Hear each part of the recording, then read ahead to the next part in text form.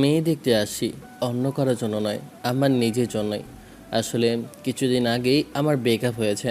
মন খারাপ করেছিলাম বলে আম্মু আর বোন জোর জবরদস্তি করলো বিয়ের জন্য। আসলে যে মেয়েটার সাথে সম্পর্ক ছিল, মেয়েটা বেশি একটা ভালো ছিল না। বন্ধুদের কথা না শুনে সম্পর্কে জড়ালাম। তারপর কিছুদিন বাদে জানতে পারলাম আমার মতো আরও কয়েকটা ছেলের সাথে ওর রিলেশন আছে। এমনকি বেড শেয়ার পর্যন্ত করেছে। এসব কথা জানার পর মেয়েটাকে ঈশান জিজ্ঞেস করেছিল। কি চাই তোমার আমার কাছে? কই, আমার কি চাই? আমি তোমার সাথে আছি, তোমার সাথে রিলেশনে থাকবো, ভবিষ্যতে বিয়ে করব, বেবি হবে। এই, এর থেকে আর কি চাইবো ঈশান? আরও কতজনকে এরকম মিথ্যা আশা দিয়েছো, হ্যাঁ? সেদিন ঈশানের কথা শুনে ওর এক্স গার্লফ্রেন্ড ভরকে গিয়েছিল। ভেবেছিল যে ছেলেটা আবার এসব জানলো কি করে।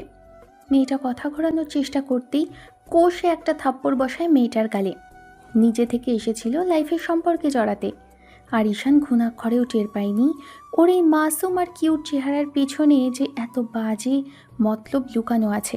সেটা ভাবতেও পারিনি মেয়েটা নিজে থেকে কিনা ওর লাইফে আসবে ভালোবাসার কথা বলতে, আবার প্রেম ভালোবাসায় জড়িয়ে সুবিধা করে ওর কাছ থেকে টাকা পয়সা হাতিয়ে নেবে, তারপর আবার লাপাতা হয়ে যাওয়ার চিন্তাভাবনাও করবে। আজকালকার কিছু মেয়েদের কাজই হচ্ছে এরকম টাকা পয়সা খেয়ে ছেলেদের থেকে সব রকমের সুযোগ সুবিধা নিয়ে পরবর্তীতে দূরে সরে যাওয়াটা তাদের কাজ। এইসব কর্মকাণ্ডের কারণে ছেলেরা মেয়েদেরকে বিশ্বাসই করতে পারে না। বিশ্বাস একটা কাচের আয়নার মতো, পড়ে গেলেই সহজে ভেঙে যায়।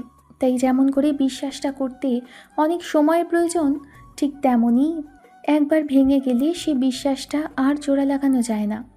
ব্রেকআপের পর কয়েকটা মেয়ের সাথে ঈশানের কথা হলে মেয়েগুলো প্রপোজ করেছিল, কিন্তু তাতেও ঈশান সায় দেয়নি। জানতো এই মেয়েগুলো শুধু ওর থেকে সুযোগ সুবিধা নেওয়ার জন্য এরকম প্রেম ভালোবাসার নাটক করবে। তাই তো মন খারাপ করেছিল। গত 2 মাস যাবৎ আম্মু আর বোন বিষয়টা জানতে পারে ওর এক ফ্রেন্ডের থেকে, কারণ বিষয়টা ওদেরকে বলেছিল। মেয়েটার সাথে যখন ব্রেকআপ করে তারপর ওর বন্ধুদের সাথে বিষয়টা শেয়ার করে। বন্ধুরা অবশ্যই ঈশানকে প্রথমে দেখে শুনে প্রেম ভালোবাসায় জড়াতে বলেছিল, কিন্তু মেয়েটার এই ইনোসেন্ট ফেস দেখেই ঈশান একদম মায়ায় পড়ে গেছিল। আসলে যারা ঠকবাজ হয় তাদের এরকমই চিন্তাভাবনা আর চেহারাটা এতটাই মাসুম হয়, সেটা সাদিয়াকে দেখার পর বুঝতে পেরেছে ঈশান। যাই হোক, আম্মু আর বোন কানের গোড়ায় 1 মাস যাবৎ ঘ্যান ঘ্যান করে আর জোর জবরদস্তি করে বিয়েতে রাজি করাতে পারল। ঈশান ভাবল জীবন সঙ্গিনী হিসেবে তো আজ বাদে কাল কাউকে চাই, তাই অন্তত এখন বিয়েটা করে নেওয়া উচিত। মেয়ে দেখতে এসেছে, প্রায় 1 ঘন্টা যাবৎ বসে আছে। এর মাঝখানে মেয়ের আম্মু আসলেও মেয়ের আব্বু বাসাতে নেই। তারপর যখন মেয়ের আম্মুকে ঈশানের আম্মু বলতে লাগলো, ভাবি সাহেবা, আপনি যদি মেয়েটাকে একটু আনতেন আমাদের দেখতে সুবিধা হতো। তাছাড়া অনেকক্ষণ যাবৎ বসে আছি, আজকে যে সম্পূর্ণ কথা হবে তা তো নয়। তাছাড়া মেয়ের বাবাকে এখানে দেখতে পাচ্ছি না, ওনাকে ব্যতীত আর সব কথা বলা যাবে না। তাই ভাবছিলাম যে মেয়েটাকে আজকে অন্তত তো আমরা দেখে যাই। এছাড়াও দুই পরিবারের সম্মতির আর দুই ছেলে মেয়েরও সম্মতির দরকার আছে, না হলে তো আর বিয়েটা সম্পূর্ণ হবে না। আমরা একতরফাভাবে আপনাদের মেয়েকে আপনাদের পরিবারকে পছন্দ করলাম, আপনাদের কোনো কিছুই পছন্দ হলো না। আপনারা তো আর মেয়েদের এমনি এমনি আমাদের ছেলের হাতে তুলে দিবেন না, তাই না? আম্মুর এরকম গোছানো আর সুন্দর কথা শুনে ভদ্রমহিলা মুচকি হেসে আশ্বাস দিয়ে চলে গেল। একটু বাদে মেয়েকে নিয়ে ফিরে আসলো, আর মেয়েটার সাথে ওর আম্মু আর ছোট একটা মেয়ে, 14 থেকে 15 বছরের মেয়েটা হবে, ওই মেয়েটাকে ধরে নিয়ে আসছে। ঈশান মেয়েটার দিকে তাকিয়ে যেন একদম থ হয়ে গেল, কারণ গল্প সিনেমায় মানুষের যেমন বর্ণনা দিয়ে থাকে ঠিক তেমনিভাবে বর্ণনা অনুযায়ী মেয়েটাকে মিষ্টি দেখতে, প্রচণ্ড পরিমাণে কিউট লাগছে কালো শাড়িতে। তবে কালো শাড়ি কেন পরেছে? বিয়ের আগে নাকি মানুষকে কালো শাড়ি পরায় না, তাহলে আজকে পরেছে কেন? সাদা ধবধবে শরীরটার সাথে একদম ম্যাচ করেছে মেয়েটার, যে কোনো শাড়িতেই হয়তো মেয়েটাকে সুন্দর লাগবে। ঈশান শান্ত হাঁ করে মেয়েটার দিকে তাকিয়ে রইল। আম্মু এবার ওকে একটু গুঁতো মেরে বলতে লাগলো, কি আব্বু, বলেছিলাম না মেয়েটাকে দেখলে পছন্দ হবে। আসলে আমি ছবিতে দেখেছিলাম ঘটক আজকে আসতে পারেনি, তবে আমাদের ঠিকানা দিয়ে পাঠিয়েছে। ভাবিকে দেখে তো একদম হাঁ করে তাকিয়ে আছিস। আম্মু কতবার করে বলছিল, তুই তো আসতেই চাইছিলি না। দেখ কত সুন্দর লাগছে ভাবিকে। এখন আম্মুকে বল ভাবির সাথে কথা বলবি, আর না হয় একদম বিয়ের কথা বলে ফেল। মেয়ে তোর পছন্দ হয়েছে বললেই সামনের দিকে এগুবে। বোনটা খুঁচিয়ে খুঁচিয়ে কথা বলছিল। ঈশান দেখলো বোনের মুখে একটা তৃপ্তির হাসি। হয়তো ভাইয়ের বউ পছন্দ হয়েছে তার জন্য। ওদেরও যে মেয়েটাকে খুব বেশি পছন্দ হয়েছে, কিন্তু স্বভাব চরিত্র আর রাগ জেদটা কেমন সেটাই দেখার বিষয়। যার তার সাথে বিয়ে করার কথা বললেই কি আর বিয়ে করা যায়? কথাগুলো ভাবছিল। এর মাঝখানে মেয়েটার সাথে আম্মু কথা বলতে আরম্ভ করলো। ঈশান কোনো কথা বলছে না, সেই তখন থেকে হাঁ করে তাকিয়ে আছে। ছেলেটার মনে হচ্ছে ও কোনো পরী দেখছে। এই মেয়েকে যে কেউ দেখলে প্রথম দেখাতেই প্রেমে পড়ে যেতে বাধ্য হবে। তার উপর শুনেছে সুন্দর মেয়েদের নাকি বয়ফ্রেন্ডের অভাব হয় না।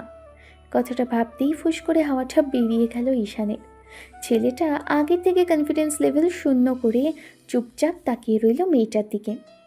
ঈশানের মনে হতে লাগলো মেয়েটার সাথে অন্তত একটু কথা বলা দরকার, কিন্তু এর মাঝখানেই কেউ একজন এসে ডাইনিংয়ে উপস্থিত হলো। তারপর সেদিকে তাকাতেই সবাই বুঝতে পারলো যে এই ভদ্রলোকই মেয়ের বাবা, কারণ উনি এসেই বলতে লাগলেন, কোহিনূর যাদের আসার কথা ছিল এরাই কি তারা? মেয়ের আম্মু কিছু বলার আগেই ঈশানের আম্মু এবার লোকটাকে দেখেই উঠে দাঁড়ালো। লোকটাও যখনই ওর আম্মুর দিকে ফিরল, ঈশান খেয়াল করে দেখল দুজন দুজনের দিকে কেমন যেন অপলক দৃষ্টিতে তাকিয়ে আছে। দেখেই মনে হচ্ছে যে কোনো ঘটনা তো আছে, কিংবা দুজন দুজনকে আগে থেকেই পরিচিত। এমন কিছু দেখেই ঈশান ভাবল এই বুঝি দুজন হেসে বলবে, কী রে কেমন আছিস? হয়তো দুই বন্ধু, এরকম কিছু ভাবছিল, কিন্তু ঠিক তখনই বলতে লাগলো, শাইলা তুমি এখানে? হ্যাঁ, আমি এখানে, কিন্তু তুমি এখানে কি করছো? আমি তো সেটাই বুঝতে পারছি না। আমার বাড়িতে আমি থাকবো না, আর মেয়েটা যেহেতু আমার, তাহলে এখানে তো আমরাই থাকার কথা। কিন্তু তোমরা এই যে আমার মেয়েকে দেখতে আসবে, আমি তো সেটা ভাবতে পারিনি। সেটাই, আমিও ভাবতে পারিনি যে মেয়েটা তোমার হবে, আর জানলে কখনো এখানে আসতাম না। ভদ্রলোক আর ভদ্রমহিলার কথাতেই সবাই কিছুটা আঁচ করতে পারল এদের মাঝে আগে থাকতে কোনো ঝামেলা আছে। বিষয়টা ভেবে নিয়েই ঈশান আম্মুকে যখনই কিছু বলতে যাবে, তার আগেই আম্মু ঈশানকে উদ্দেশ্য করে বলতে লাগলো, কি হলো, তোমরা এখন এখানে বসে আছো কেন? ওঠো, আমরা এখানে আর থাকছি না। আর এই মেয়ের সাথে তোমার বিয়ে হওয়া সম্ভব না। কিন্তু কেন আম্মু? আমি তো সেটাই বুঝতে পারছি না। তাছাড়া ওকে তো আমার পছন্দ হয়েছে, আমি ওর সাথে একটু কথা বলতে চাই। তোমাদের মাঝে কি কোনো ঝামেলা আছে আম্মু? উনি কি তোমার ফ্রেন্ড, নাকি আগে থেকে চেনা পরিচিত? নিজেদের রাগের কারণে এখন বিয়েটা কেন ভেঙে দিতে চাইছো? তোমরা তো বললে মেয়েকে আমার পছন্দ হবে, তাহলে এখানে আসার পর আবার কেন চলে যেতে চাইছো? আমি তোমাকে বলছি না আমার এই মেয়েকে পছন্দ না। তাছাড়া এখানে তোমার সাথে কোনো সম্পর্ক তৈরি হবে না। চলো এখান থেকে। তুমি কি ভাবছো তুমি এরকম করে চলে যাবে? আর তুমি চাইলো আমি আমার মেয়ের বিয়ে তোমার ছেলের সাথে দিব না? আমি তোমার থেকে আগে চিন্তা করে রেখেছিলাম, তোমাকে দেখার পর এই বিয়েটা কখনোই হবে না। তোমরা আসতে পারো। তুমি চাইলেও এই বিয়ে হতো না। আমি সব কিছু জানার পর কি আমার ছেলের বিয়ে তোমার মেয়ের সাথে দেবো ভেবেছো? কখনোই না। কি হয়েছে সেটা তো বলবে। তোমরা এইরকম তর্ক বিতর্ক করলে কি করে হবে? তাছাড়া দুজন দুজনকে পছন্দ হয়েছে কিনা সেটা জানা দরকার। ভাবি সাহেবা, একটু আগেই না আপনি বললেন আমার মেয়েকে পছন্দ হয়েছে, আর আপনাদের ছেলেও তো বেশ ভালোভাবেই দেখছিল। তাহলে এখন আবার কি হলো? সেটা আপনার হাজবেন্ডের থেকে জিজ্ঞেস করে নেবেন। ভাবি, আমার পক্ষে সম্ভব না এসব কিছু বলা। ঈশান, এখনও তোমরা বসে আছো কেন? ওটো, চলো এখান থেকে।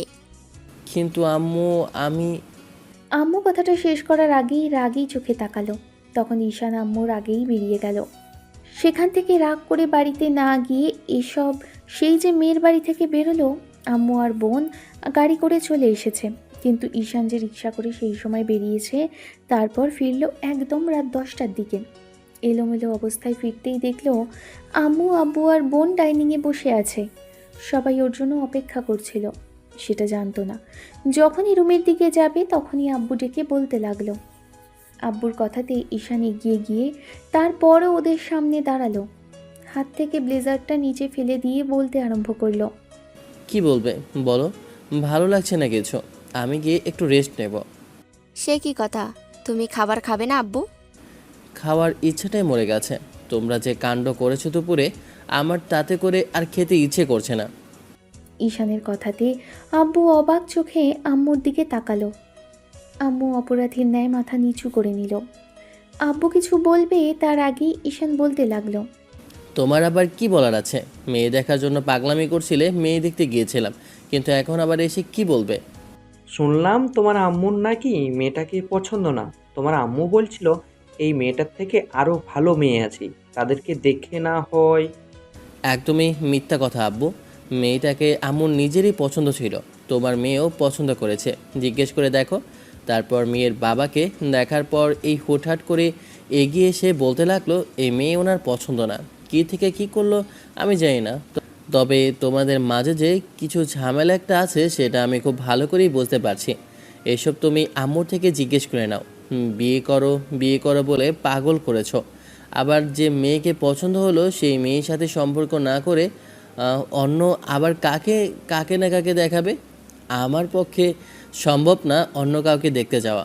তোমরা যদি জোর করে বিয়ে দিতে চাও তো দিতে পারো, তার সাথে আমি কখনোই সংসার করব না, বলে দিলাম। যাকে পছন্দ হবে তার সাথে সম্পর্কে জড়াবো, আর যাকে পছন্দ না, যাকে মন থেকে মানতে পারবো না, তার সাথে কখনোই আমি বিয়ে করতে রাজি না। ঈশান, তুমি কিন্তু খামাকা জেদ করছো। এই মেয়েটার সাথে তোমার সম্পর্ক হবে না, আমি সেটা আগেই বলে দিচ্ছি। ওকে ফাইন, আমি তো বলছি না জোর করে সম্পর্ক করতে। ওর বাবাও রাজি না, আর তুমিও রাজি না, তাই জোর করে কোনো কিছুর দরকার নেই। অন্য যার তার সাথে বিয়ে ঠিক করার কথা করো। বিয়ের দিন আমি পালাবো, আর তারপর দেখবে কার সাথে তোমরা আমার বিয়ে দাও। আম্মু অনেক জোর জবরদস্তি করেও ঈশানকে বোঝাতে পারল না। শেষে ছেলেটা রুমে চলে গেল। 7 দিন ঈশান এলোমেলো অগোছালো ঘোরাফেরা করলো। 3 মাস হলো ব্রেকআপ হয়েছে, আর বিয়ের জন্য জোর জবরদস্তি করছিল। তারপর আবার কাল যে মেয়েটাকে পছন্দ হলো সেই মেয়েকেই কিনা রিজেক্ট করে দিল।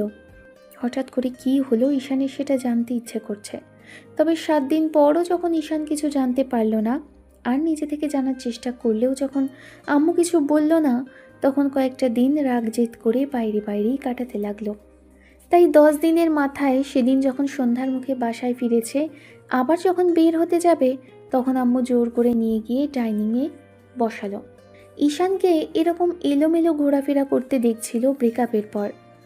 আবার যখন ব্রেকআপের পর বিয়ের কথা চলছিল, তখন থেকে আম্মুকে গুছিয়ে দেখে শুনে চলাফেরা করতে বলেছিল। তারপর আবার সেদিন ওইখানে মেয়ের বাসাতে গিয়ে ঝামেলা হলো। তারপর থেকেই এরকম এলোমেলো অগোছালো ঘোরাফেরা করছে। আম্মু ছেলের একটা হাত 2 হাতের মুঠোয় নিতেই ঈশান হাতটা ছাড়িয়ে নিল। বিরক্তি লাগছে এসব কিছু। এর আগে 2-3টা মেয়ে দেখলো, কিন্তু সেগুলোকে পছন্দ হয়নি। আর যে মেয়েকে পছন্দ হলো সেই মেয়েকেই কিনা এরকম না করে দিল। জানি না কি হয়েছে, তবে হুটহাট করে আম্মুর যে কি মতিভ্রম হলো। ঈশান বসে আছে আম্মুর পাশে। এর মাঝে আব্বু এসে পাশে বসলো। আম্মু বলতে আরম্ভ করলো। দেখো আব্বু, তুমি যেটা চাইছো সেটা কখনো হবে না। ওর আব্বুর সাথে আমার একটা সম্পর্ক ছিল, আর সেটা বিয়ের আগে। তুমি হয়তো বুঝতে পারছো যে আমি কিসের কথা বলছি। ছেলে মেয়ের সামনে এসব কথা বলাটা মোটেও শ্রেয় না।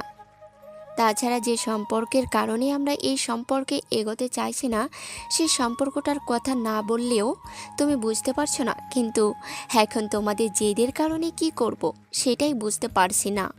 ঈশান বুঝতে পারলো যে ওই লোকটা আম্মুর এক্স বয়ফ্রেন্ড। যে কথা শোনার সাথে সাথেই ঈশান হাতটা সরিয়ে নিল। তারপর সেখান থেকে উঠে যেতে নিলেই আব্বু ছেলের হাত ধরে টেনে বসিয়ে দিল পাশে। তারপর ওকে এক পাশ থেকে জড়িয়ে ধরে বলতে লাগলো। বিয়ের আগে মেয়েদের এরকম একটু আধটু সম্পর্ক থাকেই, এসব নিয়ে এত চিন্তা ভাবনা কি আছে সায়লা? তাছাড়া তোমার সম্পর্কে ছিল, সেটা আমি আগে জানতাম, কিন্তু এটাই যে তোমার সেই বয়ফ্রেন্ড সেটা আমি জানতাম না। যাই হোক, যেটা হওয়ার হয়ে গেছে, এসব নিয়ে জেদ ধরে বসে থেকে লাভ নেই। দেখো, মেয়ের বাড়িতে গিয়ে তো তুমি সারা জীবন পড়ে থাকবে না, আর আমাদের ছেলেও বউকে নিয়ে ওদের বাড়িতে ঘর জামাই থাকবে না। মেয়ের বিয়ে হলে ওরা মাঝে মধ্যে আসবে, দেখা করবে, চলে যাবে। আবার আমরাও মাঝে মধ্যে যাব, দেখা করব, চলে আসবো। এর থেকে বেশি কিচ্ছু না। আত্মীয়তা থাকবে আত্মীয়তার জায়গায়, আর আগেরটার সম্পর্কের কথা ভুলে যাও।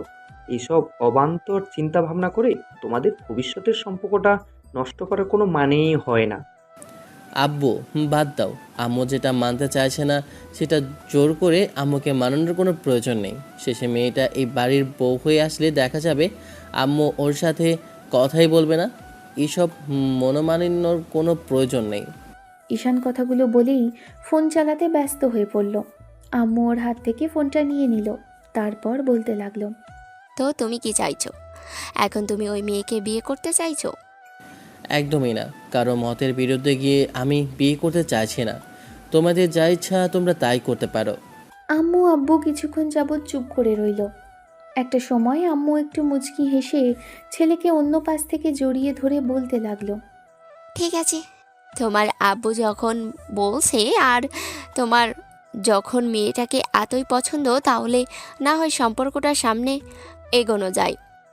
আমারও যে স্বামীরা মেয়েটা পছন্দ না তা নয়, প্রচণ্ড পরিমাণে পছন্দ। তবে ওর আব্বুর সাথে এরকম সম্পর্কের কারণে চাইছিলাম না তোমাদের সম্পর্কটা হোক। তারপর আবার ব্রেকআপের কারণটা ছিল ওর আব্বুই। ওর আব্বুকে বাসা থেকে বিয়ের জন্য জোর জবরদস্তি করতেই ওর আব্বু আমাকে ইগনোর করতে শুরু করে। কারণটা জানতাম না, সেজন্য রাগ করেছিলাম। শাইলা, ছেলেমেয়ের সামনে এসব আজে বাজে কথা বলা এবার বন্ধ করো। একটু তো লজ্জা করো। যেটা ছিল সেটা চলে গেছে। একবার বলেছো বলেছো, তাহলে আবার এত ডিটেলসে বলতে হবে কেন? তুমি ওদের ফোন করো, ফোন করে দেখো কথা বলে কিছু একটা করা যায় কি না। আব্বু মেয়ের বাসাতে ফোন করতেই যাচ্ছিল, এর মাঝে আননোন নম্বর থেকে একটা কল আসলো। আব্বু রিসিভ করতে ওপার থেকে সালাম দিল, আর আব্বু সালামের উত্তর নিয়ে জিজ্ঞেস করলো, জি, কে আপনি? আসলে আমি স্বামীর আব্বু। কয়েকদিন আগে আপনার ফ্যামিলির লোকজন আমার মেয়েকে দেখতে এসেছিল। আসলে আমাদের কিছু বোঝার ভুল ছিল আর কিছু কথা কাটাকাটি হয়েছিল, সেই জন্যই আর কি সরি বলতে ফোন দিয়েছিলাম। দেখুন ভাই সাহেব, আমি সবই শুনেছি। যেটা ছিল সেটা ভুলে যাওয়ার চেষ্টা করুন। আর যেটা হয়েছে সেটার জন্য ভবিষ্যতের চিন্তা ভাবনাটা বাদ দিয়ে অতীতকে ধরে রেখে কষ্ট পাবার কোনো মানেই হয় না। এখন অনেকগুলো দিন পার হয়ে গেছে। এখন এসব নিয়ে না ভাবাটাই ভালো। আমিও সেটাই ভাবছিলাম। আসলে স্বামী আর আম্মু বলল যে সমতনটা ভালো, তার উপরে ছেলেটা দেখতে শুনতেই ভালো। ওর আম্মু আর ঘটক এর মাঝে খোঁজ খবর নিয়েছে ছেলেটা নাকি ভালো, সেই জন্য কথা বলতে ফোন করলাম। আসলে আপনাদের যদি রাগ জেদ না থাকে কিংবা সেদিনের বিষয়টি নিয়ে রাগ করে না থাকেন, তাহলে আমরা চাইছিলাম বিষয়টাকে সামনের দিকে এগোতে। এখন কি আপনারা কি বলেন? আলহামদুলিল্লাহ, ভালো প্রস্তাব। আসলে আমি আমার ফ্যামিলির সবার সাথে কথা বলছিলাম যে এসব বিষয়টা ঠিক হয়নি, কিন্তু এর মাঝে আপনি নিজেই ফোন দিলেন। যাই হোক, দুই পরিবারের যখন সম্মতি আর এসব বিষয় নিয়ে আলোচনায় বসতে চাইছেন, তাহলে আর দেরি করে লাভ নেই। ছেলে মেয়েদের দুজনকে এক করে দেওয়াই ভালো।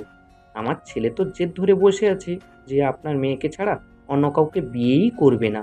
বুঝতেই তো পারছেন বর্তমান যুগের ছেলে। তার উপর একবার যেটা বলেছে তো বলেছে। আমার ছেলেটা একটু একরাগী, কিন্তু মনের দিক থেকে অনেক ভালো। তাই বলছিলাম কি, কবে বসা যায় বলুন তো ভাই সাহেব? আপনারা চাইলে কালই চলে আসতে পারেন। কাল আমার হাতেও সময় আছে, আর আমার মেয়েটাও বাসাতেই আছে। আসলে কিছুদিন যাবৎ কয়েকটা বখাটে ছেলে মেয়েটাকে ডিস্টার্ব করছে, তাই ভাবছি বিয়েটা দিয়ে দিলে আমার এলাকা থেকে তো মেয়েটাকে দূরে রাখতে পারবো।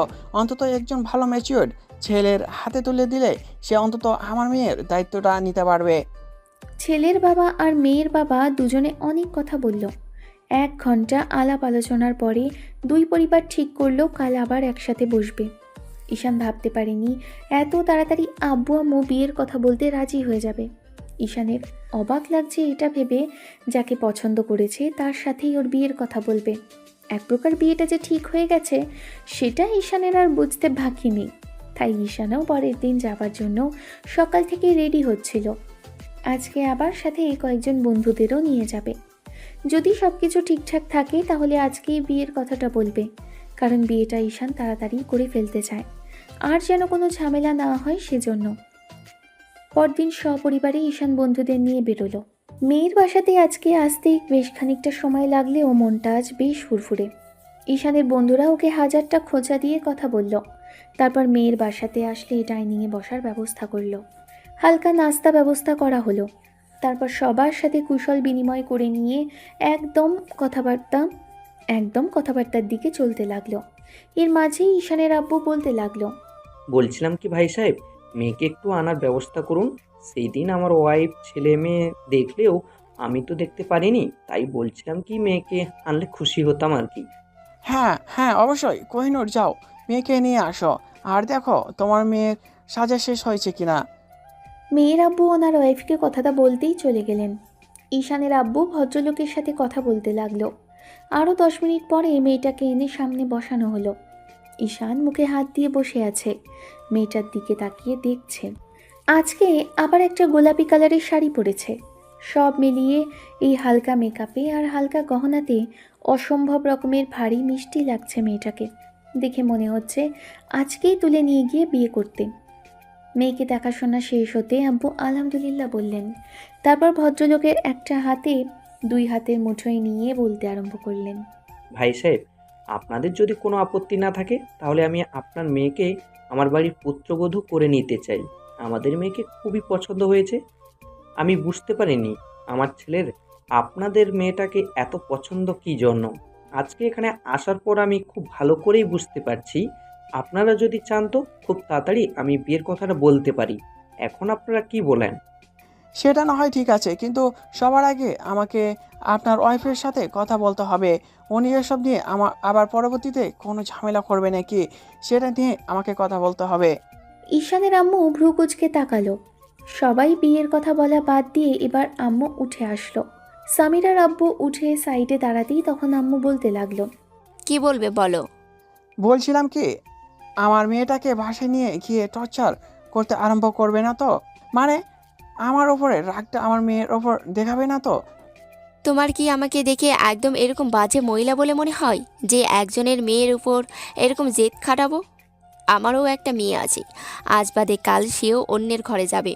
তার সাথেও যদি কেউ এরকম কিছু করে তাই, আর তুমি যেটা দেবে তার অর্ধেক হলেও ফেরত পাবে, এরকম কিছুর কথা আমি চিন্তাও করি না।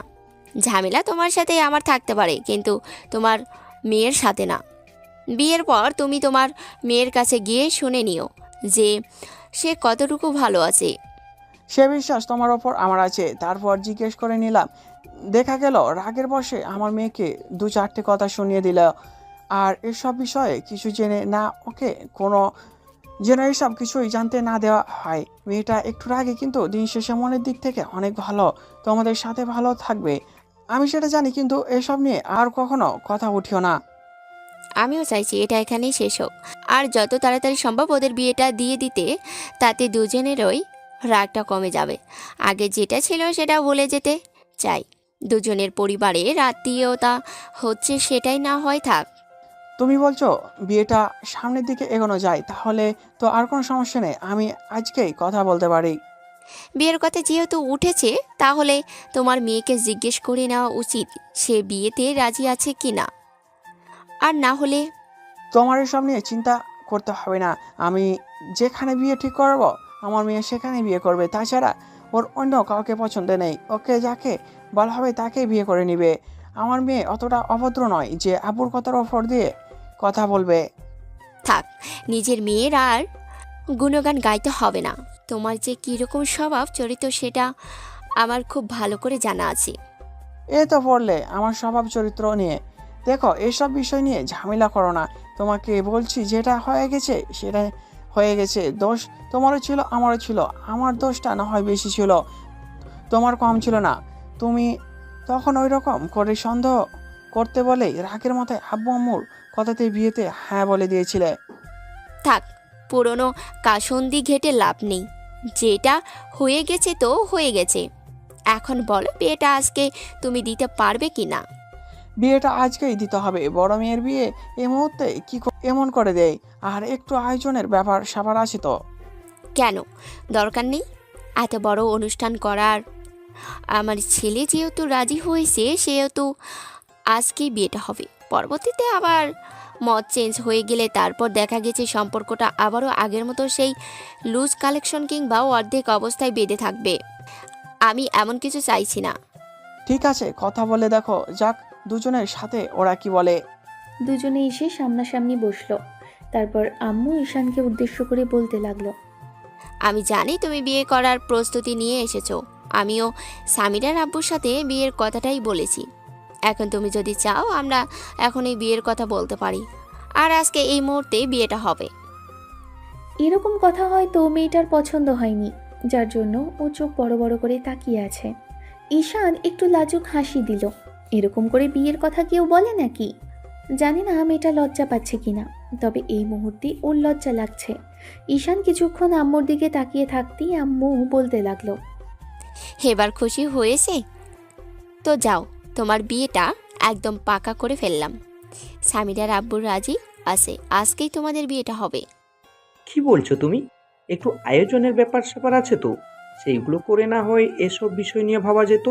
আর একমাত্র ছেলের বিয়ে, তার বিয়েটা এরকম সহজ সাদাসিধে ভাবে দিবে? ওদের চেনা জানার ব্যাপার স্যাপার আছে, তাই বিয়েটা হয়ে যাক। তারপর না হয় মাসখানেক পরেই দুজনের রিসেপশনের অনুষ্ঠান হবে। ওরা দুজন আগেই নিজেদের মতো করে সময় কাটাক, তারপর দুজনে বললে এসব বিষয় নিয়ে ভাবা যাবে। যেই ভাবা সেই কাজ। ঈশান আর মেয়েটার সাথে কথা বলতে পারল না, তবে সরাসরি বিয়ে করে নিল। এটাও জানে না মেয়েটা বিয়েতে রাজি কিনা। ঈশানের মাথাতেই ছিল না যে মেয়েটাকে একটা বার জিজ্ঞেস করা দরকার ছিল, সেদিনের মতো কথা বলতে চাওয়া দরকার ছিল। একটু বাদেই কাজী এসে বিয়েটা সম্পন্ন করলো। দুই পরিবারের কথা অনুযায়ী অনেক টাকা দেনমোহর ধার্য করা হলো। তাতে ঈশানের যায় আসে না। এত সুন্দরী একটা বউ পেয়েছে, তবে মেয়েটার সাথে একবারের জন্য কথাও বলেনি। মেয়েটা কানা নাকি বোবা ওরা কিছুই জানে না। কথা বলতে পারে কিনা সেটাও বুঝে উঠতে পারে না। যাই হোক, সকল জল্পনা কল্পনা শেষে বিয়েটা করে ঈশান সবার সাথে বসে খাওয়া দাওয়া করলো। বউটা ওর অন্য পাশে বসে আছে, অল্প অল্প করে খাচ্ছে। বিয়ের সময় বুঝতে পারলো ঈশান মেয়েটা ওর থেকে বছরখানেকের সিনিয়র হবে, কিন্তু তাতেও কিছু যায় আসে না। বউটা তো ওরই। আজ বাদে কাল এসব চিন্তাভাবনা দূরে সরে যাবে। যাবার সময় বিদায় বেলায় মেয়েটা অনেকক্ষণ ওর আব্বু আম্মুকে জড়িয়ে ধরে কাঁদল। মেয়ের বাবা ঈশানকে অনেক কথাই বলল। ঈশানও মেয়ের বাবার সাথে বেশ স্বাভাবিকভাবেই কথা বলল। মেয়ের বাবা জামাইকে এক হাতে জড়িয়ে ধরে রেখে বলতে লাগলো, আমি জানি আমার মেয়ে ভালো থাকবে। তোমার আম্মু আমার অনেক দিনের পরিচিতি, ও রাগ করে থাকলেও আমার মেয়েকে ভালো রাখবে, সেটা আমি খুব ভালো করে জানি। আর শোনো জামাই হিসাবে, তোমার যদি কোনো কিছু প্রয়োজন হয় আর কখনো কিছু যদি আবদার করার ইচ্ছে থাকে আমার কাছে অবশ্যই করতে পারো, কারণ আমি এই পর্যন্ত যা করেছি আর যা চেয়েছি সবটা আমার মেয়েদের জন্য। এখনোই আমার সম্পর্কের অর্ধেকটা এখনোই তোমাদের। তাই যদি কোনো কিছু প্রয়োজন হয় তাহলে আমাকে অবশ্যই জানাবে। আঙ্কেল, এসবের কিছু প্রয়োজন হবে না, তবে আপনার মেয়েকে আমি ভালো রাখার চেষ্টা করব। আমার আব্বুর যতটুকুই আছে তাতে আমাদের সামর্থ্য আছে আপনার মেয়েকে সব আশা স্বপ্নগুলো পূরণ করার। আর ইদানিং আমি অফিসে যেতে শুরু করেছি। বিয়ের কথা বলছিল তাই অফিসে যাওয়াটা হয়। আব্বু বলেছে আমি রেগুলার হলে বিজনেসটা আরেকটা নতুন করে বিজনেস শুরু করবে, তাই আশা করছি কখনো কিছুর প্রয়োজন হবে না। তারপরও যখন আপনি সেই সুযোগটা দিয়েছেন, যদি আমার কখনো কিছুর প্রয়োজন হয় তাহলে অবশ্যই আমি জানাবো। ঈশান ভদ্রলোকের থেকে বিদায় নিয়ে বাইরে আসলো। তারপর গাড়িতে উঠে বসতেই মেয়েকে উঠিয়ে দেওয়া হলো। ঈশান পাশাপাশি বসে আছে। মেয়েটা মাথা নিচু করে আছে। এখনো একটা কথাও বলা হয়নি। কথা বলতে জানে কিনা, কথা বলতে পারে কিনা ঈশানের সেটাও জানা নেই। তবে মেয়েটা এখনো বারবার ফুপিয়ে উঠছে। ঈশান ওর হাতের উপর হাত রাখতেই মেয়েটা এক ঝটকায় হাতটা সরিয়ে নিল। তখনই ঈশানের বুঝতে আর বাকি রইল না যে মেয়েটার এই বিয়েতে কোনোভাবেই মত ছিল না। এবার ঈশানের ভেতরে একটা অজানা ভয় কাজ করতে আরম্ভ করলো। মেয়েটা ফুপিয়ে উঠছে দেখে গাড়ির সামনে থেকে ঈশান টিস্যুর বক্সটা ড্রাইভারের থেকে নিয়ে মেয়েটার দিকে এগিয়ে দিল। মেয়েটা সেখান থেকে টিস্যু নিয়ে নাকের জলে চোখের জলে করতে লাগলো। আধ ঘন্টা বাদে ওরা একদম সন্ধ্যার মুখে বাসায় পৌঁছালো। বাসায় অবশ্য বন্ধুদের আগেই পাঠিয়ে দেওয়া হয়েছিল ওদের বাসর ঘর সাজানোর জন্য। মাঝখানে বউয়ের জন্য শপিং, গহনা এইসব নিয়েও বেশ খানিকটা সময় কেটেছে। সেই দুপুরে গিয়ে একদম সন্ধ্যার মুখে ফিরল বউ নিয়ে। ঈশান জানতো আজকে বিয়েটার কথা কিছুটা হলেও এগোবে, কিন্তু বিয়েটা যে একদম হয়ে যাবে কিংবা বউ নিয়ে ফিরবে সেটা ভাবতেও পারিনি। কেমন যেন কল্পনার মতো লাগছে সবটা। যাই হোক, ঈশান আম্মুর কথাতে বউকে একদম চ্যাংদোলা করে পাজা কোলে তুলে একদম রুমে নিয়ে আসলো। মেয়েটাও ভয় পেয়ে ওর গলা জড়িয়ে ধরে রেখেছিল। ঈশান ওকে একদম বেডে বসিয়ে দিয়ে তারপর বাইরে চলে গেল। রাতে খাওয়া দাওয়ার সময় হলে ঈশান আম্মুকে উদ্দেশ্য করে বলেছিল, আম্মু, তোমার ছেলের বউকে খাইয়েছো? ছেলের কথাতে আম্মু আর আব্বু মুচকি হেসেছিল। বুঝতে পেরেছিল ছেলের বউয়ের প্রতি টান আছে, আর মেয়েটাকে যে এত বেশি পছন্দ, যার জন্য এখন থেকেই খেয়াল রাখতে আরম্ভ করেছে। আম্মু ঈশানের মাথায় হাত বুলিয়ে দিয়ে বলেছিল, তোমাদের খাওয়া হলে আমি গিয়ে ওকে খাইয়ে দিয়ে আসবো। এসব নিয়ে তোমাকে টেনশন করতে হবে না। খাওয়া দাওয়া শেষ হতেই ঈশান আব্বুর সাথে কিছুক্ষণ কথা বলল। এরপর থেকে কিভাবে চলাফেরা করতে হবে এইসব কিছু নিয়ে আলোচনা করছিল। আধ ঘন্টা বাদে আম্মু এসে ঈশানকে উদ্দেশ্য করে বলতে লাগলো, যাও রুমে চলে যাও, অনেকক্ষণ হলো বাইরে বসে আছো। আমি সামিরাকে খাইয়ে দিয়ে এসেছি, গিয়ে দেখো ওর বোধ হয় বিরক্তি লাগছে এরকম বসে থাকতে। অনেকক্ষণ যাবৎ বসে আছে কি না। আম্মুর কথাতে ঈশান হ্যাঁ সূচক মাথা নেড়ে তারপর রুমের দিকে চলে আসলো। রুমের সামনে এসে বুকটা ধুকপুক করতে লাগলো। বারবার মনে হতে লাগলো এই রুমের মধ্যে আজকে থেকে ওর সাথে কদিন আগে দেখা সেই মেয়েটা, অর্থাৎ যাকে প্রথম দেখাতে পছন্দ করে ফেলেছিল সেই মেয়েটা থাকবে। এই মেয়ের সাথে কি করে থাকবে ঈশান সেটাই ভাবছে। বারবার মনে হচ্ছে একই ব্রেকআপের পর একজনকে বিয়ে করলো, আর যাকে বিয়ে করলো সে গাড়ির মধ্যে এরকমভাবে সিন ক্রিয়েট করেছিল। রাগের মাথায় নাকি কষ্ট পাচ্ছিল, আবার সবার সামনে ছিল সেটা ভেবেই। ঈশান রুমের দরজা ঠেলে ভেতরে প্রবেশ করেই দেখলো আগের মতোই গুটিসুটি মেরে মেয়েটা বসে আছে। ঈশান এসে ওর সামনে দাঁড়ালো। মেয়েটা বেড থেকে নামলো না, তাই ঈশানই ওর পাশে বসলো। তারপর যখনই মেয়েটার ঘোমটা তুললো তখন খেয়াল করলো মুখটা কালো মেঘে ছেয়ে আছে। একটু বাদেই মেয়েটা ওর হাতটা সরিয়ে দিল। হুটহাট করে বিয়েটা হওয়াতে কি খুব বেশি রাগ হয়েছে ম্যাডামের? কোনো রাগ টাগ হয়নি। আপনি আমার কাছে আসবেন না একদম, তাহলে কিন্তু আপনাকে খুন করে ফেলবো। আমার কাছে কিন্তু ছুরি আছে। মজা করবেন না তো। দেখেন, যেটা হবার সেটা হুটহাট করেই হয়। তাছাড়া দেখে শুনে বিয়ে করাটাই ভালো। প্রেম ভালোবাসার বিয়েটা যেমন টেকে না তেমনি মজবুত হয় না। সবাই কেমন যেন বাঁকা চোখেও দেখে, তার উপর প্রতিনিয়ত ঝামেলা বেঁধেই থাকে। সেজন্য বলছি, যেটা হয়েছে সেটা মেনে নেওয়ার চেষ্টা করুন। আর শুনুন, দুজনে নতুন করে সবটা শুরু করি। কোনো দরকার নেই নতুন জীবন শুরু করার। যাকে পছন্দই করি না, যার সাথে কখনো মানিয়ে নিতেই পারবো না, তার সাথে কি করে নতুন জীবন শুরু করব? তাছাড়া আপনি ভাবলেন কি করে আব্বু আম্মুর কথাতে বিয়েটা করেছি, তার মানে এই না যে আপনার সাথে সংসার করতে হবে? আপনি বুঝতে পারলেন না যে আমার অন্য কাউকে পছন্দ করতে পারে, কিংবা আপনাকে আমার পছন্দ হতে নাও পারে? আপনার আমাকে পছন্দ হলো তাতেই বিয়েতে হ্যাঁ বলে দিলেন, সবার সাথে গিয়ে বিয়েটা করে নিয়ে চলে আসলেন। আপনার আব্বু তো বলল উনি যেটা বলবেন আপনি সেটাই করবেন, সেজন্যই তো বিয়েটা করলাম। তাহলে মতামতের কি আছে? আশ্চর্য, একটা মেয়েকে বিয়ে করবেন তার মতামতের প্রয়োজন নেই? আব্বু বলল মানে কি? আপু আমার লাইফের সিদ্ধান্ত নিতেই পারি, কিন্তু তাই বলে যে আপনারও কমন সেন্স নেই সেটা তো আমি ভাবতে পারিনি। আমার এইভাবেই অবাক লাগছে যে আপনি কচি খোকা, যে এইটুকুও বুঝতে পারেন না যে কোনো মেয়ে আপনাকে পছন্দ করলো নাকি সে অপছন্দ করলো। কিন্তু আমি যত জানি আপনার কোনো সম্পর্ক নেই। যদি থাকতো তাহলে আব্বু আম্মুকে আগেই বলে দিতেন। কিন্তু আজকে হঠাৎ করে এসে বাসর ঘরে এরকম কথা বলছেন কেন? কেন বলেছি বুঝতে পারছেন না? কারণ আপনার মতো পিচি ছেলেকে আমার পছন্দ না।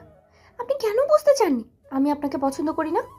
আব্বু আম্মুর সামনে কথা বলতে পারি না বলেই চুপ করেছিলাম। আপনার তো একটা বার আমার সাথে কথা বলার ইচ্ছে করা উচিত ছিল, একটা বার জানতে চাওয়ার দরকার ছিল আমি আপনাকে পছন্দ করব কিনা, কিংবা আপনাকে বিয়ে করতে রাজি কিনা। দেখেন, বিয়ের পর সব মেয়েরা এরকম বলে, কিন্তু আস্তে আস্তে সব কিছু ঠিক হয়ে যায়। তাছাড়া আজ বাদে কাল আমাদের মাঝে ভালোবাসার সৃষ্টি হবে। ভালোবাসা থেকে আবেগী অনুভূতি, মায়া এগুলো তৈরি হবে। দুজনের প্রতি দুজনের মায়া কাজ করবে। স্বামী স্ত্রীর সম্পর্কটা পবিত্রতার বন্ধনে অটুট। তাই এই পবিত্র বন্ধনকে ছিন্ন করে দেওয়া কিংবা এত সহজে এসব ভুলে যাওয়া সম্ভব হয় না। কিন্তু আমি পারবো না। আমার পক্ষে সম্ভব না আপনার কাছে থাকা। আমি আপনাকে ভালোবাসি না, আর আপনাকে বিয়েও করতে চাইনি। আব্বুর জোরাজোরিতেই আমাকে বিয়েটা করতে হলো। তাই যদি হতো তাহলে আব্বু আম্মুর সামনে একটাবার বলতে পারতেন, আমাকে আপনার বাসাতেই ডাকতেই পারতেন কথা বলার জন্য। তখন তো একদম মিনি বিড়ালের মতো ছিলেন। এত যদি সাহস, তাহলে আব্বুর সামনে একটাবার বলা উচিত ছিল যে আমার সাথে কথা বলবেন। সেটা না করে কেন এরকম চুপ করেছিলেন বলেন? দেখার সময় লাগলে নিন, তার জন্য আমি আপনাকে জোর করব না। কিন্তু দিন শেষে আমি জানতে চাই যে আপনি আমাকে ভালোবাসেন আর আমার সাথেই থাকবেন।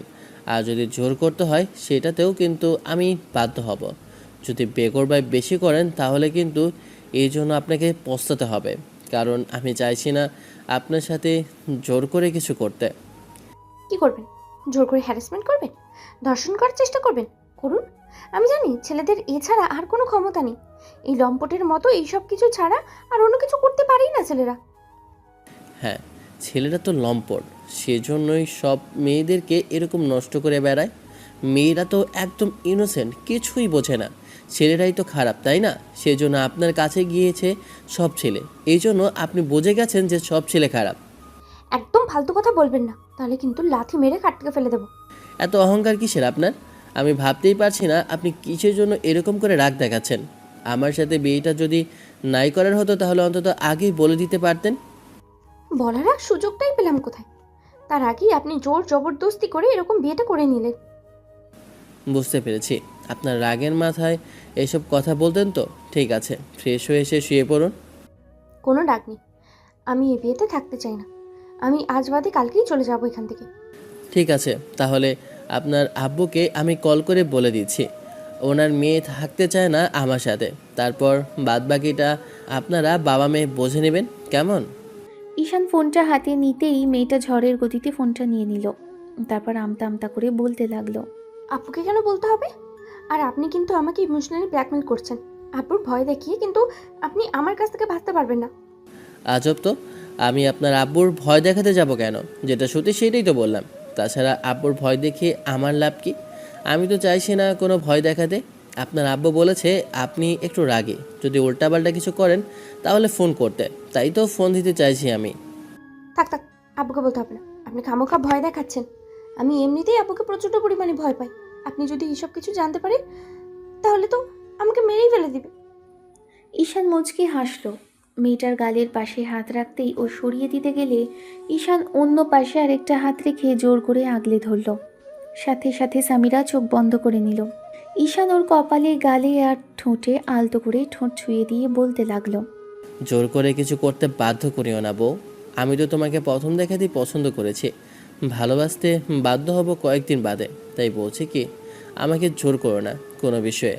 আমি এমনিতেই তোমার সাথে মানিয়ে নিতে চাইছি, কিন্তু তুমি দেখছি সেটা সুযোগ দিবে না, তাই না? দেখো, যেটা হয়ে গেছে সেটার জন্য কেউ দায়ী নয়। তাছাড়া আজ বাদে কালকে তো বিয়ে করতেই হতো। যতদূর জানি বিয়ের আগে মেয়েদের যতই সম্পর্ক থাকে সেটা বিয়ের পরে মেয়েরা ভুলে যায়। তাই যেটা ছিল সেটা তুমিও ভুলে যাও। আর যদি বয়ফ্রেন্ড থাকে অবশ্যই যখন জানতে পারবে যে তোমার বিয়ে হয়ে গেছে তখন সে নিজে থেকে দূরে সরে যাবে, কারণ সে জানে তোমার থেকে আর কোনো স্বার্থ নেই তার।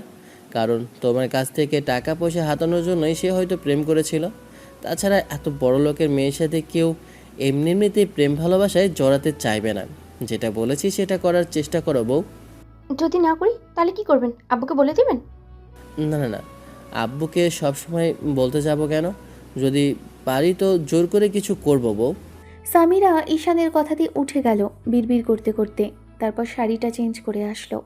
পাতলা একটা সুতির শাড়ি পরে আসছে। মেয়েটাকে খুব সুন্দর লাগছিল। ঈশান গিয়ে ড্রিম লাইটটা জ্বালিয়ে দিল।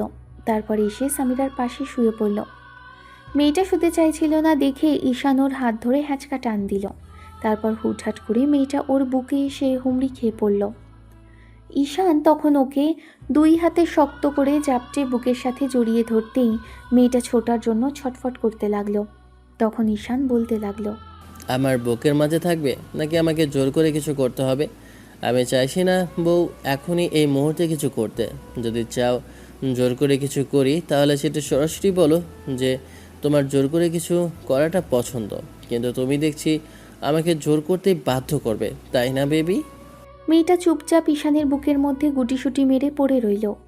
একসময় ছোটার চেষ্টা করতেই ঈশান ওর গলায় ঘাড়ে কয়েকবার চুমু খেল। তাতেই মেয়েটা বুঝতে পারল বেশি তেড়িবেড়ি করলে ঈশান জোর করবে, তাই চুপ করে রইল। রাতটা কোনো রকমে পার করল সামিরা। পরদিন সকালে যখন ঘুম ভাঙে দেখে ছেলেটা ওকে জাপটে জড়িয়ে ধরে রেখেছে। বিরক্তি লাগলেও কেমন যেন ওর মুখের দিকে তাকিয়ে রাগটা পানি হয়ে গেল। ছেলেটাকে দেখতে একদম বাচ্চাদের মতো লাগছে। যে কোনো মেয়ে ওর প্রেমে পড়ে যেতে বাধ্য হবে। তাহলে ও কেন রাগ করে আছে? হুটহাট করে বিয়েটা হওয়াতে? ছেলেটা হয়তো একটা বার ওর মতামত জানতে চায়নি, সেজন্য রাগের মাথায় এরকম কথা বলল। নয়তোবা অন্য কোনো কারণে আব্বু আম্মুর মতামত জানতে চায়নি। ঈশান চিন্তাভাবনা যতই করছে ততই রাগ হচ্ছে এই ছেলেটার প্রতি। ওর জন্য বিয়েটা করতে হলো। কি দরকার ছিল হঠাৎ করে দেখতে যাওয়ার? আবার কালই বিয়েটা হলো। অবশ্য আব্বু বলেছে এই বাসাতে থাকলে ওর কোনো অসুবিধা হবে না, কিন্তু হুটহাট করে এখন এই মুহূর্তে বিয়ে করার কোনো ইচ্ছাই ছিল না। প্রথম দিন থেকেই বারবার বলে আসছে কোনো পাত্রপাত্রীর সামনে বসবে না, কিন্তু সামিরা ভাবতেও পারেনি যে ছেলে ওকে পছন্দ করবে আর তার সাথেই ওর বিয়ে হবে। ছেলেটাকে দেখতে বড্ড বেশি কিউট লাগছে এই ঘুমন্ত অবস্থাতে। ইচ্ছে করছে গালগুলো টেনে দিতে। যাই হোক, অনেকক্ষণ যাবৎ ছাড়ানোর চেষ্টা করেও যখন পারল না, তখন সামিরার নড়াচড়ার কারণে ঈশান ওকে আরেকটু শক্ত করে জড়িয়ে ধরে চুলের ভাঁজে চুমু খেয়ে আদুরে আর ঘুম জড়ানো কণ্ঠে বলতে লাগলো, বেবি ঘুমাতে দাও না প্লিজ, কেন এরকম করছো? আমার ভালো লাগছে এরকম করে থাকতে। সামিরা চোখ বড় বড় করে তাকিয়ে রইল। ঈশান ওর গলায় ঘাড়ে মুখ ডুবিয়ে দিতেই মেয়েটা চুপচাপ শুয়ে রইল। সকাল 8টার দিকে যখন বোনটা এসে ডাকাডাকি করতে লাগলো, তখন ঈশান উঠে বসলো আর মেয়েটাকে চ্যাংদোলা করে উঠিয়ে বলতে লাগলো, বোন, তোর ভাবির গোসল শেষ হয়নি, গোসল শেষ হলেই আমি আসি ওকে নিয়ে। তাড়াতাড়ি আসো, সবাই খাবার টেবিলে বসে আছে। তুমি কি না বিয়ের পরদিনই রুম থেকে বেরোচ্ছ না? এত বউ পাগল হলেই হবে ভাইয়া? বোন, তুই কিন্তু বড্ড বেশি জ্বালাচ্ছিস কিছুদিন ধরে। তারপর আজকে দেখছি কি সব আজে বাজে কথা বলছিস। তোকেও বিয়ে দেওয়ার ব্যবস্থা করতে হবে, তাই না? আমি সেটা খুব ভালো করেই বুঝতে পারছি। আমি আর এসব আজে বাজে কথা বলবো না। এই মুহূর্তে আমি বিয়ে দিয়ে করতে চাই না। তুমি এসব কথা বললো না প্লিজ। তাহলে আর যেন বড় ভাইয়ের সম্পর্কে এসব আজে বাজে কথা না শুনি, তাহলে কান টেনে ছিঁড়ে দেবো ফাজিল মেয়ে কোথাকার। ঈশান সামিরাকে কোলে নিয়ে কথাটা বলেছেন। মেয়েটা ছোটার জন্য ছটফট করতেই ঈশান ওকে একটা ধমক দিয়ে বলতে লাগলো, একদম চুপচাপ আমার কোলে থাকো। যদি বেশি লাফালাফি করো তাহলে কিন্তু কোল থেকে ফেলে দেবো, বলে দিলাম। ছেলেটার মুখে তুমি কথা শুনেছে কাল রাতে সামিরা। একবার আপনি করে বলেছিল, তো এখন আবার তুমি করে বলছে। তাহলে কি জোর করে ওকে এই ছেলেটার কাছে থাকতে হবে, মতের বিরুদ্ধে গিয়ে বিয়ে করে? তার উপর আবার সারা জীবন এরকম একটা বজ্জার ছেলের সাথে কি করে থাকবে? ঈশান ওয়াশরুমে নিয়ে গিয়ে মেয়েটাকে দাঁড় করিয়ে দিয়ে শাওয়ারটা ছেড়ে দিল। দুজনেই ভিজে গেল। সামিরা হুটহাট করে ভিজে যেতেই কয়েকবার জোরে জোরে নিঃশ্বাস নিল। অর্ধভেজা অবস্থায় মেয়েটাকে দেখতে কিউট লাগছিল, যার জন্য মেয়েটার দিক থেকে চোখের পলকই পড়ছিল না। ইচ্ছে করছিল এই মুহূর্তে এই মেয়েটাকে আদর করে দিতে, ছুঁয়ে দিতে। ঈশান বেরিয়ে যেতে নিয়েও কি মনে করে যেন ফিরে দাঁড়ালো। মেয়েটা এখনও ড্যাব ড্যাব করে ওর দিকে তাকিয়ে আছে। ঠোঁট থেকে চুঁয়ে চুঁয়ে পানি পড়ছে। গোলাপের পাপড়ির মতো ঠোঁটজোড়া দেখে নিজেকে সামলে রাখতেই কষ্ট হলো, যার জন্য কিছুক্ষণ চুপ করে থেকে মেয়েটাকে হ্যাঁচকা টানে নিজের সাথে এনে মেশালো। ছেলেটা এক হাতে কোমর জড়িয়ে ধরল সামিরার, আর এক হাত মুখের উপর এসে পড়ে এলোমেলো ভিজে গিয়ে লেপ্টে থাকা চুলগুলো সেটা আলতো করে হাতের উল্টো পিঠ দিয়ে সরিয়ে কানের পাশে গুজে দিল। ঈশানের এরকম আদুরে স্পর্শে সামিরা চোখজোড়া বন্ধ করে নিল। এক হাত ঈশানের বুকের উপর রেখে আরেক হাতে শক্ত করে টি শার্টটা খামচে ধরল। ঈশান হাতের উল্টো পিঠে ওর গালে স্লাইড করল, তারপর আলতো করে ঠোঁটে ঠোঁটজোড়া ঠোঁট দিয়ে ছুঁয়ে দিতেই সামিরার ভেতরে মুহূর্তের মধ্যে বিদ্যুৎ খেলে গেল। কিছু বুঝে ওঠার আগেই ঈশান গাঢ়ভাবে চুমু দিতেই মেয়েটার হুঁশ ফিরল। সাথে সাথে দূরে সরিয়ে দিতে গেলেই ঈশান ওর বুকে মুখ গুজে দেয়, যার জন্য মেয়েটার চোখ জোড়া বন্ধ করে নিয়ে হাঁসফাঁস করতে লাগলো। কয়েক সেকেন্ডের বিরতি, তারপর যখন ঈশান বুঝতে পারে কি করছে, তখনই মেয়েটাকে ছেড়ে দেয়। তারপর হঠাৎ করেই রুমে চলে আসে। ঈশান বুঝতে পারছিল যে এখানে থাকলে বাজে কিছু একটা হয়ে যেতে পারে, আর যেটা মেয়েটাকে কথা দিয়েছে তার থেকে বেশি কিছু হয়ে গেলে হয়তো মেয়েটা ওকে বাজে ভাববে। আর ঈশান চায় না সামিরা ওকে কোনো বাজে কথা বলুক কিংবা এসব নিয়ে কোনো ঝামেলা করুক। যাই হোক, মেয়েটা বেরিয়ে আসতে ঈশানও গিয়ে ফ্রেশ হয়ে আসলো। মেয়েটার রুমে এসে দাঁড়িয়ে আছে, শাড়ি পরতে পারছে না, যার জন্য ঈশান ওকে দাঁড় করিয়ে শাড়িটা নিজেও হাতে পরালো। কিন্তু রাতে যে কিভাবে পড়েছিল সেটা মেয়েটাই জানে, হয়তো কোনো রকমে গুজে রেখেছিল। ঈশান যত্ন সহকারে নিজের হাতে সামিরাকে শাড়িটা পরালো, তারপর ওর সাথে নিচে আসলো। খাওয়া দাওয়া শেষ করে আব্বু আম্মুর সাথে কিছুক্ষণ কথা বলল। বিকেলের দিকে সামিরার আব্বু আসলো ওদের নিতে। দুজনে সামিরার বাসাতে চলে গেল। রাতে দুজনে একই বেডে শুয়েছিল, তবে সামিরা মাঝখানে বড় একটা কোলবালিশ দিয়েছে। বারবার যখন মেয়েটাকে কাছে আসতে বলছিল ঈশান, তারপরেও যখন আসছিল না, তখন ঈশান বলতে লাগলো, বুঝতে পেরেছি, শ্বশুর আব্বুকে এই বিষয়টা জানাতে হবে। তার মেয়ে খুব বেশি পাকনামি করেছে, সেটা না জানালে হচ্ছে না, তাই তো বউ? এই না না, আমি বারণ করেছি, আপনি কিন্তু এসব কিছু বলবেন না, তাহলে আব্বু অনেক রাগ করবে। তাহলে কাছে আসতে বলছি, আমার বেবিটা কাছে আসে না কেন? আমার থেকে জড়িয়ে ধরে ঘুমাতে ইচ্ছা করছে বউ। কাছে আসলে যদি সকালের মতো কিছু করে বসেন, তাই আসতে ইচ্ছে করছে না, ভয় লাগছে। প্লিজ কিছু করবেন না, আমি না ভয় পাচ্ছি খুব আপনাকে দেখে। আমি কি বাঘ নাকি ভাল্লুক যে তোমাকে খেয়ে ফেলবো?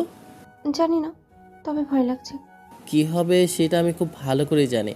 কাছে আসতে বলেছি, আসো বেবি প্লিজ। ঈশান কথাটা বলে মেয়েটাকে হাত ধরে টান দিতেই বুকের মাঝে চলে আসলো সামিরা।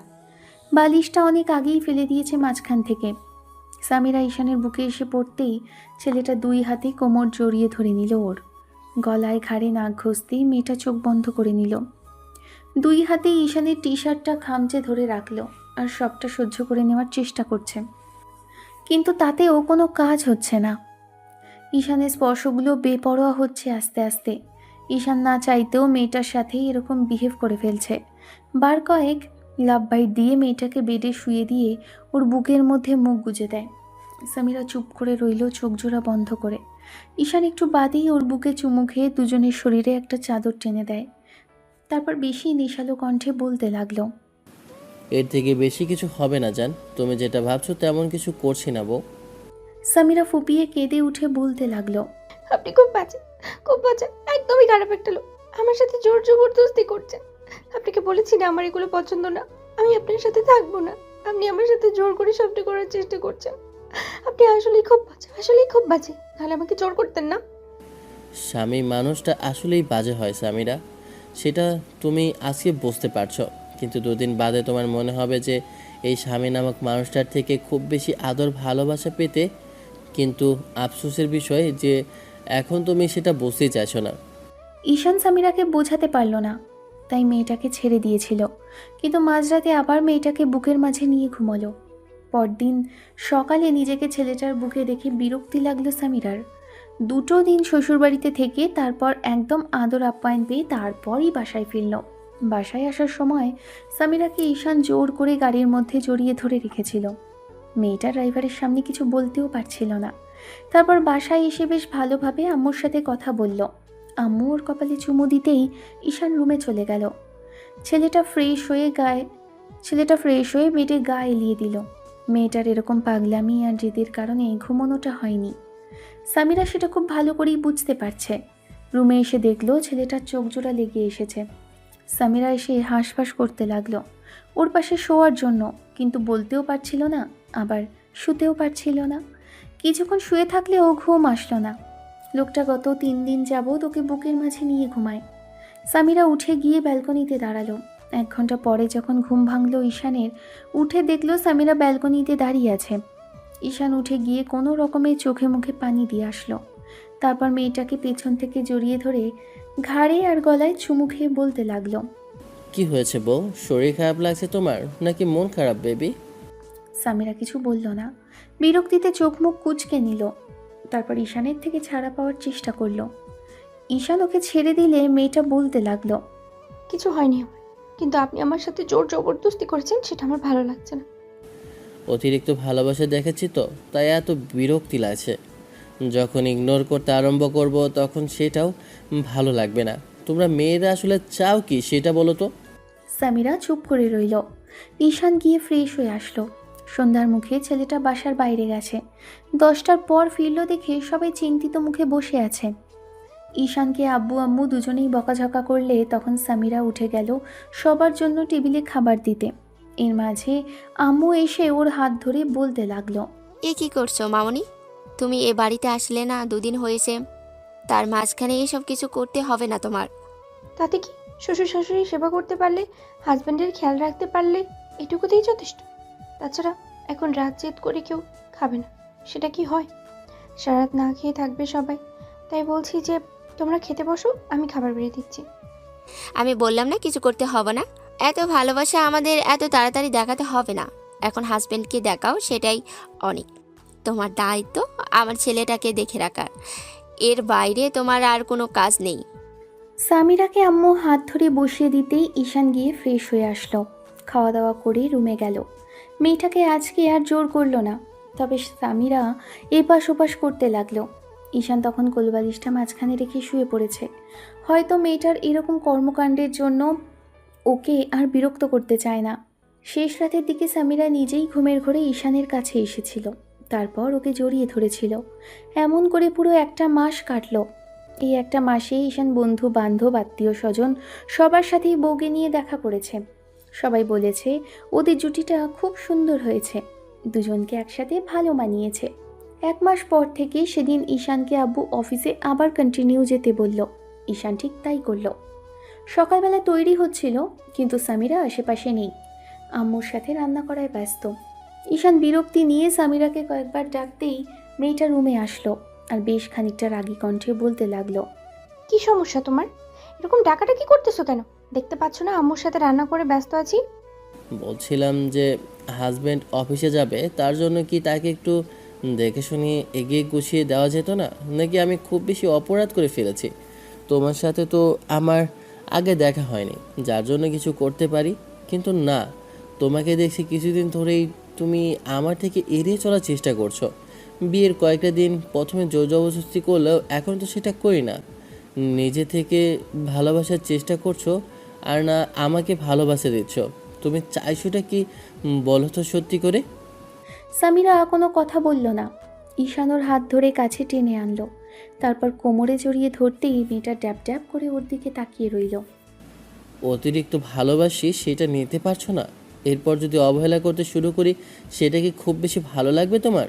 আমার অবহেলাটা কিন্তু ভালোবাসার থেকে প্রচণ্ড পরিমাণে তিক্ত সামিরা, সেটা তোমার সহ্য হবে? মেয়েটা তারপরও কোনো কথা বলল না। ঈশান ওর গালে কপালে চুমু দিল। তারপর আলতো করে গলায় নাক ঘষে দিয়ে বলতে লাগলো, ঠিক আছে, তাহলে এখন থেকে আমার অবহেলাটা সহ্য করার জন্য তৈরি হ সামিরা। কথাগুলো বলে ঈশান ব্রেকফাস্টটা না করেই বেরোলো। দুপুরে মেয়েটাকে কল করলো, কিন্তু রিসিভ করলো না। কয়েকবার করে মেয়েটাকে কল করার পরও যখন রিসিভ করলো না, তখন বিরক্তি নিয়ে বসে রইল। কোনো কিছুতে মনোযোগ দেওয়া যাচ্ছে না। এই মেয়েটাকে বিয়ে করার পর থেকে একদম জীবনটা তেজপাতা হয়ে গেছে। একে যে কী করে বোঝাবে সেটাই জানে না। অনেক করে বোঝানোর চেষ্টা করেও একে বোঝাতেই পারলো না যে ঠিক কতটুকু ভালোবাসে। অতিরিক্ত ভালোবাসলে মানুষ সেটাকে তুচ্ছ ভাবে। অতিরিক্ত ভালোবাসা মানুষের জন্য ক্ষতির কারণ হয়। সেটা ঈশানের ক্ষেত্রেও তাই হয়েছে। সেদিন সন্ধ্যার মুখে ঈশান বাড়ি ফিরল এলোমেলো অগোছালো অবস্থায়। আজকে আর সামিরাকে একটাবারের জন্যও ডাকলো না, আবার নিচে নাস্তা করতেও গেল না। বোনটা এসে ডাকাডাকির পর ঈশান উঠে গেল নাস্তা করতে। তারপর বোনকে বলল খাইয়ে দিতে, কিন্তু বোন বলল, আমি ভাবিকে খাইয়ে দিতে বলছি। সুইটি কথা বলতেই ঈশান বাইরে চলে গেল।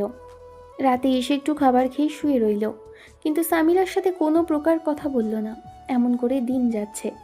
যত দিন যাচ্ছে ঈশানের ব্যবহারগুলো চেঞ্জ হতে লাগলো। সামিরা তাতেই বুঝতে পারলো যে ঈশান ওকে এখন নিজে থেকেই ইগনোর করছে। সামিরার প্রথম এইসব নিয়ে না ভাবলেও এখন প্রচণ্ড পরিমাণে বিরক্ত লাগছে। লোকটা ওর সাথে কথা বলে না, প্রতিদিন রাতে বেডে ঘুমায়, তবে মাঝখানে কোলবালিশ দিয়ে। ঈশান অন্যদিকে ফিরে শোয়। সামিরা ওর কাছেও আসতে পারে না, আর ঈশান উল্টো মাঝখানে কোলবালিশ দিয়ে রাখে। এইসব করেই যাচ্ছিল দিন। মাঝে আরও একটা মাস কেটেছে। এই একটা মাসেই এই একটা মাসে ঈশান নিজে থেকে জোর জবরদস্তি করেনি, কিংবা কোনো প্রকার নিজে থেকে সামিরার সাথে কথা বলারও চেষ্টা করেনি। ঈশান বুঝতে পেরেছে সামিরা এতে কিছু যায় আসে না। প্রতিদিনের মতো যখন ঈশান সকালবেলা বেরোনোর জন্য রেডি হচ্ছিল, তখন সামিরা বলতে লাগলো, আমি একটু বাসায় যাবো, আমাকে একটু দিয়ে আসবেন? ঈশান কিছুক্ষণ তাকিয়ে রইল, তারপর টাইটা পড়তে পড়তে বলতে লাগলো, ঠিক আছে, তৈরি হয়ে থাকো, আমি দুপুরে গিয়ে দিয়ে আসবো তোমাকে। ঈশানের যেই বলা সেই কাজ। দুপুরে এসে লাঞ্চটা করে সামিরাকে নিয়ে বেরোলো, তারপর ওকে বাসায় পৌঁছে দিল। সামিরা ভেবেছিল ঈশান জোর করে বাসার ভেতরে যাবে, কিন্তু ছেলেটা তার কিছুই করল না। ওকে নামিয়ে দিয়ে বাসার উদ্দেশ্যে চলে গেল। সামিরা বাসায় এসে ঢুকতেই আম্মু ওকে হাজারটা প্রশ্ন করলো, কিন্তু মেয়েটা কোনো প্রশ্নেরই উত্তর দিল না, রুমের দিকে চলে গেল। মাঝে কেটে গেছে 7টা দিন। এই 7টা দিনে সামিরা একটা দিনের জন্য ঈশানকে কল করেনি। ঈশানের বাসা থেকে ওর ফোনে কল আসলেও ছেলেটা কখনো ওকে কল করেনি। 7ম দিনের মাথায় যখন আম্মুর নম্বরে কল আসলো, সামিরা রিসিভ করলে আম্মু বলতে লাগলো, মামনি, কবে আসবে তুমি? তোমাকে অনেক দিন হলো দেখি না। আসলে তোমাকে বলারও সাহস পাচ্ছি না তুমি আসবে কবে। 2 মাসের মাঝখানে বাসায় যাওনি, তাই ঈশান বলছিল যে কয়েকটা দিন থেকে আসবে, কিন্তু মাঝখানে এরকম কিছু হলো। সামিরা অবাক চোখে কিছুক্ষণ ফোনের স্ক্রিনের দিকে তাকিয়ে রইল। এমন কিছু হলো মানে কিসের কথা বলছে আম্মু? মেয়েটা কিছু জিজ্ঞেস করতে যাবে, এর মাঝে কারোর কাশির শব্দে সামিরার বুঝতে বাকি রইল না ঈশানের জ্বর ঠান্ডা লেগেছে।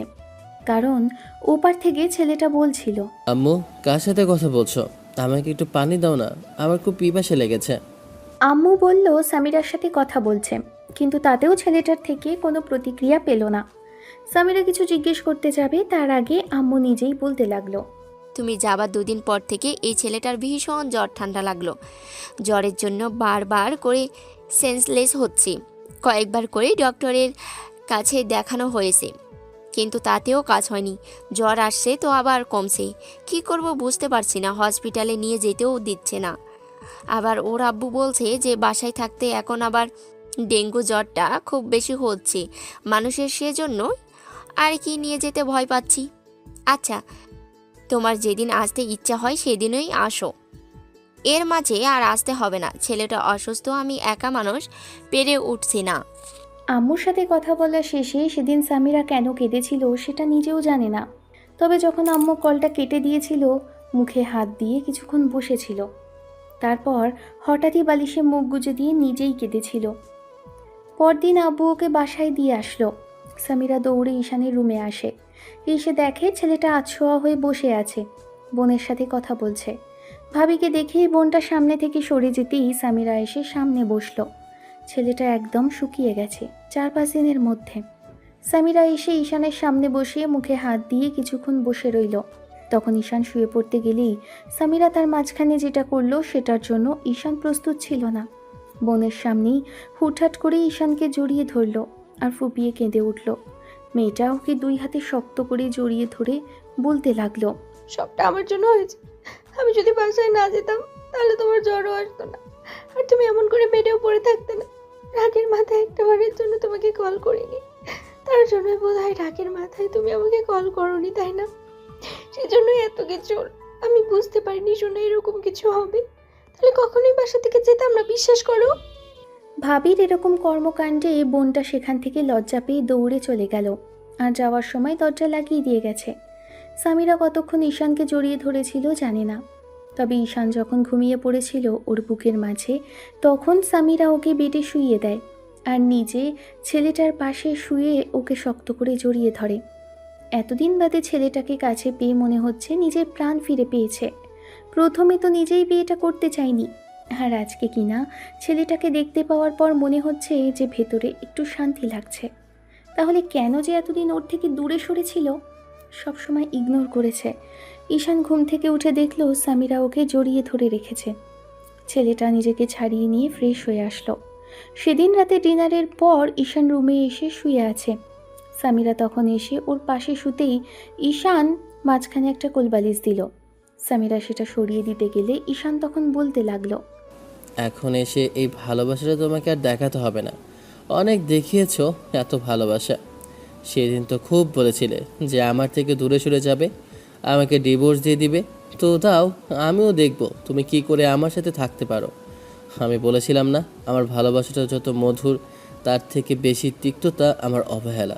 অতিরিক্ত ভালোবাসার ফলস্বরূপ তুমি এরকম একটা কাণ্ড করেছিলে না, তাই না? সেটার ফলাফল তুমি এখন ভোগ করতে পারবে, বুঝতে পারবে আমাকে কষ্ট দেওয়ার পরিণাম কি হতে পারে।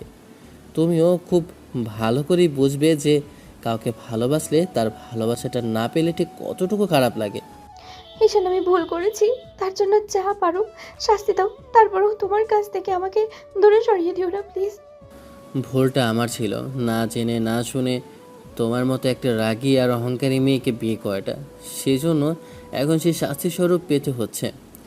এত ভালোবাসার পরও যে মেয়ে বুঝতে পারে না, তাকে আমার বোঝানো কোনো ইচ্ছেটা নেই।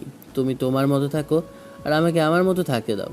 তুমি ডিভোর্সের কথা বলেছিলে না, আর আমি তোমাকে জোর করে আমার কাছে আটকে রাখতে চেয়েছিলাম। বুঝতে পারিনি তখন তুমি আমার ভালোবাসাটা পাওয়ার যোগ্যতা রাখো না, তাই তোমাকে আমি আমার কাছে রাখবো না। বাসে যাওয়ার পর থেকে একটা বারের জন্য ফোন করে দেখিনি যে তোমার হাজবেন্ড কি করছে, কেমন আছে। তোমার কাছে তোমার জেদটাই বড় হলো। আমার জ্বরটা সারতে দাও, তোমার বাবার কাছে নিয়ে আমি তোমাকে বুঝিয়ে দিয়ে আসবো। বলবো তার মেয়ে তার জামাইকে ঠিক কতটুকু ভালোবাসে। সামিরা ঈশানকে জোর করে জড়িয়ে ধরতে গেলে ছেলেটা উঠে ব্যালকনিতে চলে গেল। সামিরা অনেকক্ষণ যাবৎ কান্নাকাটি করে তারপর ঈশানকে রুমে আনতে পারল, তবে জোর করে ছেলেটার কাছে আসতে পারল না। এমন করে চলছিল দিন। ঈশানের জ্বরটা কমলো, তবে আরও 2 দিন বাদে ঈশান পরদিন থেকে অফিসে যেতে আরম্ভ করলো। আম্মু আর বোন অনেক চেষ্টা করলো ওকে বাসায় রাখার, কিন্তু তাতে কোনো কাজ হলো না। ছেলেটা এক প্রকার জোর জবরদস্তি করেই তারপর বাসা থেকে বেরিয়ে গিয়েছিল, যার জন্য আম্মু অনেক রাগারাগি করলো। কিন্তু সেদিন যখন দুপুরে সামিরা ফোন করলো, তখন ঈশান রেগে গিয়ে অনেক কথা শুনিয়ে দিয়েছে মেয়েটাকে।